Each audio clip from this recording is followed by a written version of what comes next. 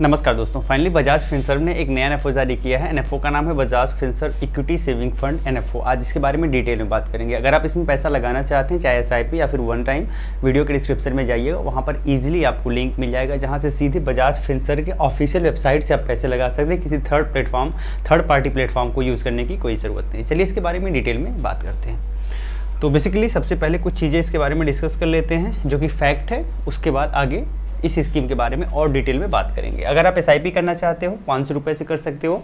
अगर आप लमसम करना चाहते हो 500 रुपये से कर सकते हो। बेसिक लेवल पर एनएवी 10 रुपये की होगी। इसका मतलब ये है जब आपको यूनिट अलॉट होगी तो 10 रुपये के एनएवी के हिसाब से होगी। इसका ये कतई मतलब नहीं होता कि स्कीम बहुत ज़्यादा सस्ती चल रही है। स्टार्ट डेट की बात करते हैं तो 28 जुलाई 2025 से एप्लीकेशन लिया जा रहा है। 11 अगस्त तक अप्लाई किया जा सकता है और 19 अगस्त 2025 को अलाटमेंट हो जाएगा। अलाटमेंट के कुछ दिन के बाद आपका जो यूनिट जो आपको अलॉट हुई है वो ट्रेड करने लगेगी। फिर आप प्रॉफिट लॉस वगैरह देख सकते हैं, उसे रिडीम वगैरह कर सकते हैं। बेंचमार्क की बात करते हैं, निफ्टी इक्विटी सेविंग इंडेक्स इसका बेंचमार्क है जिसके बिहाफ पर इसका परफॉर्मेंस ट्रैक किया जाएगा। चलिए एग्जिट लोड की बात कर लेते हैं। तो अगर आप जिस दिन यूनिट अलॉट होती है उसके 7 दिन के अंदर अगर आप पैसा निकालते हो तो 0.25% आपको एग्जिट लोड देना पड़ेगा। रिस्क की बात करते हैं तो मॉडरेट रिस्क है। जो ज़्यादा रिस्क नहीं लेने की क्षमता रखते हैं, कम रिस्क में काम चलाना चाहते हैं, उनके लिए ये स्कीम अच्छी है।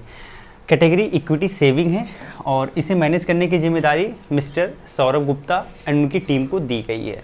अब यहाँ पे इक्विटी एक्सपोजर की बात करें तो मिनिमम 65% एक्सपोजर इक्विटी में रखना ज़रूरी है। मैक्सिमम 90% तक रखा जा सकता है, बट ये डिपेंड करता है टाइम पे कि किस टाइम पे क्या एक्सपोजर रखना ज़रूरी है। ये फंड मैनेजर डिसाइड करेंगे। एक्सपेंस रेशियो अप टू 2.25% है जो कि एक्सटेंडेड है और मतलब स्टैंडर्ड है और इससे ज़्यादा तो नहीं होना है, इससे कम धीरे धीरे होता जाएगा जैसे AUM बढ़ता जाएगा। तो ये कुछ बेसिक चीज़ें आपने समझा। अब यहाँ पे कुछ रिस्क है, इसके पहले कुछ चीज़ें इस स्कीम के बारे में और बता देते हैं, फिर आपको रिस्क बताते हैं। चलिए तो बेसिकली सबसे पहले स्कीम के बारे में समझने का प्रयास करिए। बेसिकली ये इक्विटी सेविंग स्कीम है।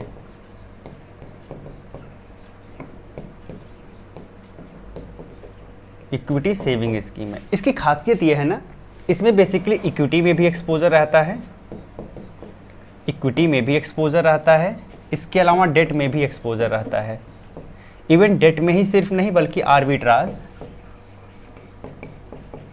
आर्बिट्राज अपॉर्चुनिटी को भी ट्रैक करने का प्रयास किया जाता है। इसके साथ ही साथ फ्यूचर ऑप्शन आप देख रहे हो ना, उसमें भी रहता है। जैसे ऑप्शन हो गया और फ्यूचर हो गया, इसमें भी ट्राई किया जाता है।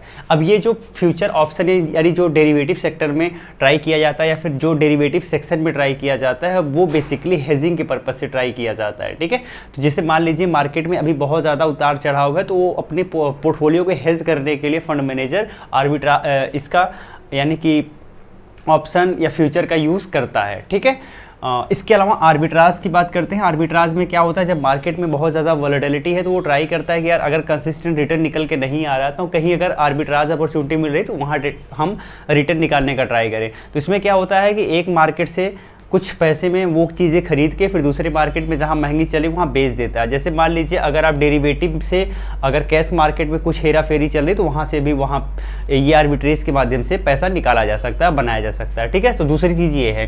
तीसरी चीज़ डेट की बात करते हैं। तो अगर यहाँ अपॉर्चुनिटी को डेट में लग रही है तो ये डेट में भी पैसा लगा सकते हैं और अगर मार्केट सब कुछ ठीक ठाक चल रहा है, अच्छा चल रहा है तो इक्विटी में भी एक्सपोजर रख सकते हैं।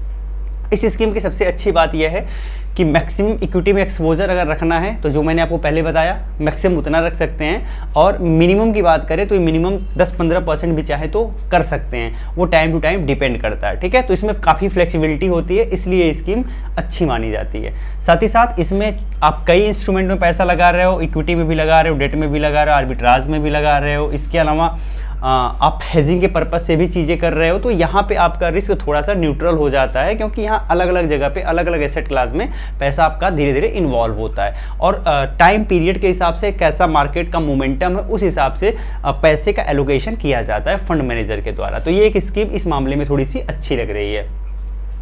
बात करें अगर इसके रिस्कोमीटर की तो आप देख सकते हो कि मॉडरेट रिस्क की कैटेगरी में इसका बेंचमार्क है और अगर बेंचमार्क मॉडरेट है तो इसका मतलब स्कीम भी बाय डिफ़ॉल्ट मॉडरेट रिस्क दिखा रही है। कुछ रिस्कोमीटर वो आप एक बार देख लीजिएगा, यहाँ पे कुछ रिस्क हैं जो कि आप एक बार देख लीजिएगा, जैसे market risk, settlement risk, valuation risk, interest rate risk, price risk, credit risk, liquidity risk, active investment risk, ये सारे रिस्क हैं। अब ये एक्टिव इन्वेस्टमेंट रिस्क का मतलब ये होता है जब फंड मैनेजर किसी स्कीम को एक्टिवली मैनेज करता है तो कई बार उसके बायसनेस भी उस स्कीम को अफेक्ट करते हैं। अब अगर ऐसा होता है ना तो हो सकता है कि उसके बायसनेस के कारण कभी कभी गलत डिसीजन हो जाए और चीज़ें थोड़ी सी बदल जाए। इसलिए कहा जाता है कि एक्टिव इन्वेस्टमेंट रिस्क है इसमें इन्वॉल्व, क्योंकि यह एक्टिवली मैनेज किया जाएगा, मार्केट को ट्रैक किया जाएगा, उसके हिसाब से पोर्टफोलियो रीबैलेंस किया जाएगा। ठीक है, तो बेसिकली यही स्कीम का थीम। तो बेसिकली स्कीम के बारे में हमने काफ़ी बातें कर ली हैं। स्कीम बाय डिफ़ॉल्ट देखने से अच्छी लग रही है। अगर 3 से 5 साल के बीच में पैसा, अगर आप 3 साल से 5 साल के लिए पैसा लगाना चाहते हैं, आपका रिस्क एपेटाइट बहुत ज़्यादा हाई नहीं है, मॉडरेट रिस्क की कैटेगरी में है, और डाइवर्सिफिकेशन को लेके अगर आप ज़्यादा सजग हैं तो ये स्कीम बाय डिफ़ॉल्ट अच्छी देखने को लग रही है। बट आपको इसमें पैसा लगाना है कि नहीं लगाना है, ये आपका फाइनेंशियल एडवाइजर आपको सजेस्ट करेगा कि भाई पैसा लगाना है कि नहीं लगाना है। बाकी मैंने सारा इन्फॉर्मेशन जितना दिया जा सकता वो मैंने आपके साथ शेयर किया। आप अपना भी दिमाग लगा के एक बार ट्राई कर सकते हो एनालिसिस करने का कि हाँ स्कीम बाय डिफ़ॉल्ट आपके लिए सही है या फिर नहीं है। इसमें अगर आप निवेश करना चाहते हो डायरेक्ट कंपनी की वेबसाइट से, तो वीडियो के डिस्क्रिप्शन में लिंक दे दिया हूँ, आप वहाँ से SIP भी कर सकते हो, आप चाहो तो 1 टाइम भी कर सकते हो। ये सारा प्रोसेस आप कर सकते हो सीधे कंपनी के वेबसाइट से। बाकी कोई प्रॉब्लम होती है तो आप हमें कॉल कर सकते हो हमारे नंबर पे 9654535412 हमारा नंबर है, तो आप कॉल भी कर सकते हो, मैसेज भी ड्रॉप कर सकते हो।